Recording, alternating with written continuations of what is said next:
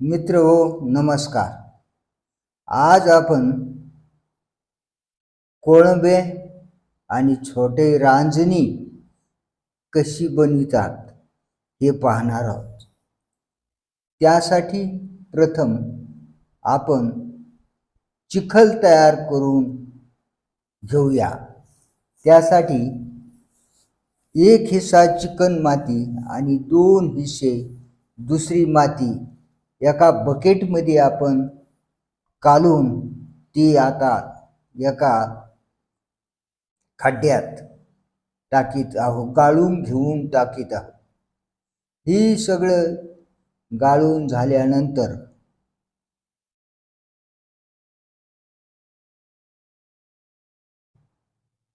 चाळणीत जे काही खडे आहेत ते झटकून घ्यावे लागतात, नाहीतर पुन्हा त्याच्यातून गाळ खाली गळत नाही. आता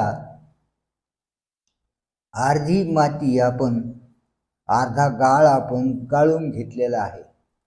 आता इथे खड्डा नसल्यामुळे मी स्लॅबवरच विटाची चौकट तयार करून त्यावर चादर तुकडा टाकला आहे आणि त्यावर हे सगळं मी गाळून घेत आहे. हा खड्डा पूर्ण भरेपर्यंत मी ते माती गाळून घेत आहे. ही माती गाळून घेतल्यानंतर यामधले पाणी चादर आणि स्लॅबवर आटून जाते. त्याच्यासाठी साधारण 1.5-2 तास लागू शकतात. परंतु सध्या उन्हाळ्याचे दिवस आहेत आणि कडक ऊन पडलेलं आहे, म्हणून हे 1 तासातच पाणी आटून जाऊन आपल्याला त्या गाळापासून चिखल करता येईल. तर आता सगळा गाळून झालेला आहे. 1 तासपर्यंत साधारणपणे आपल्याला वाट पाहावी लागेल.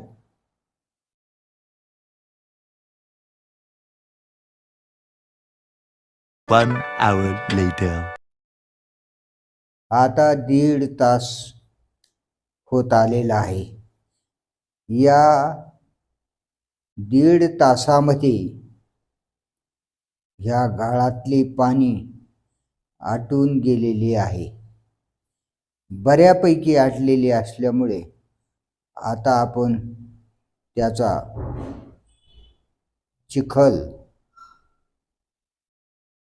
तयार करणार आहोत. त्यासाठी थोडी राख घातली आणि लीद पण घोड्याची टाकलेली आहे. आता थोडा थोडा चिखल घेऊन मग तो लीद, राख आणि चिखल चांगला एकजीव व घट्ट होईपर्यंत आपल्याला त्याला कणकीसारखे तिंबावं लागते. जरुरीप्रमाणे राख घालून त्याचा गोळा बनवावे लागते.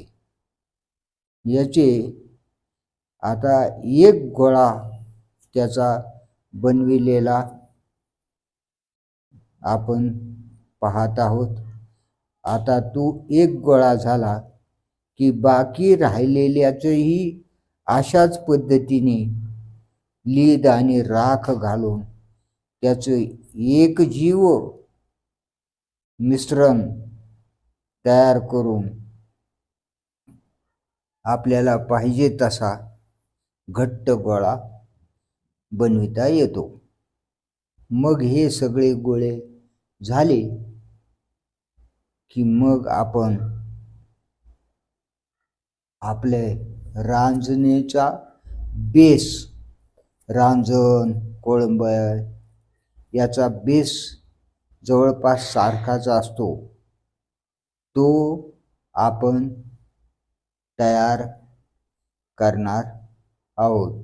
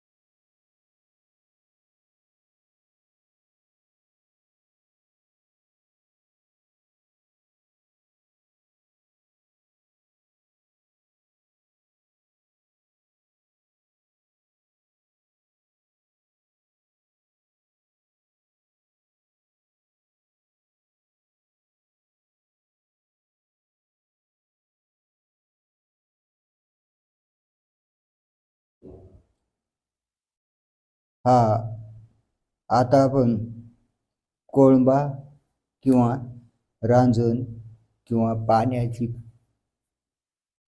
पीप सारखी भांडे बनविणार आहोत. त्याच्यासाठी एक गोल आकाराचे झाकण घेऊन त्याच्यावर खाली चिखल थापटून ठेवून नंतर साईडनी चिखलाच्या पट्ट्या लावण्यात येत आहे. तुम्ही झाकणाऐवजी तवा किंवा आणखी दुसरं काही चिखलाचं बनविलेलं असेल तर घेऊ शकता.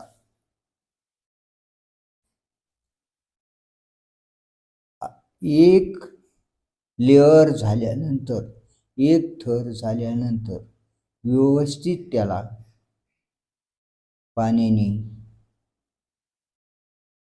एकजीव करणे, खालच्या पट्टीचा आणि त्या चिखलाचा एकजीव करणे आवश्यक असते. नसता ते मधी उचलले तर उपसून येऊ शकते. म्हणून आता एक थर झालेला आहे. आता दुसरा थर आपल्याला ही चिखल हा थर पूर्ण वाळल्यानंतर आपल्याला लावता येऊ शकतो. त्याच्यामुळे त्याच्यासाठी आपल्याला एखादा घंटा चिखल सुकण्यासाठी बघावा लागतो. अशा रीतीने एक एक थर द्यावा लागतो. हे असे मधल्या साईडनी गुंड्यानी असे घोटून घेऊन नंतर फळ्यानी किंवा थापटणे जे काय म्हणते त्यांनी असे घडून घ्यायचे.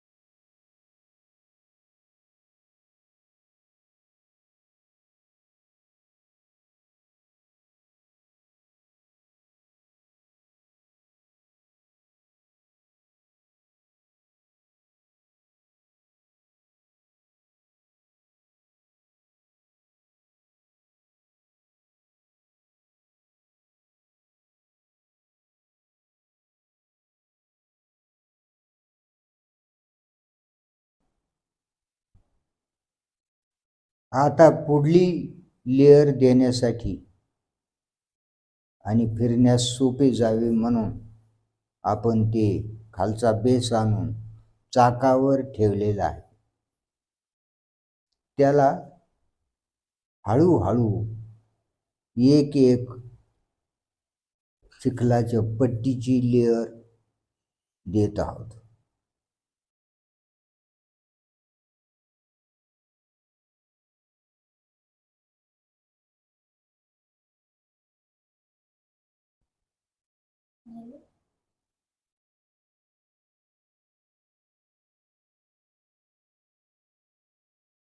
व्यवस्थित चिखल पूर्वीच्या खालच्या पट्टीला एकरूप होईल अशा पद्धतीने त्याला चिटकून घ्यावे लागते व हाताने हाणून एक लेअर कंप्लीट झालेली आहे, तशीच दुसरी पण आता ही झालेली आहे. ही लेअर वाळल्यानंतर, ही तयार होऊन वाळल्यानंतर, सुकल्यानंतर, वाळल्या म्हणजे सुकल्यानंतर चिखल असा दबला नाही पाहिजे, पडला नाही पाहिजे, कारण तरच मग पुढचा चिखल लावता येतो.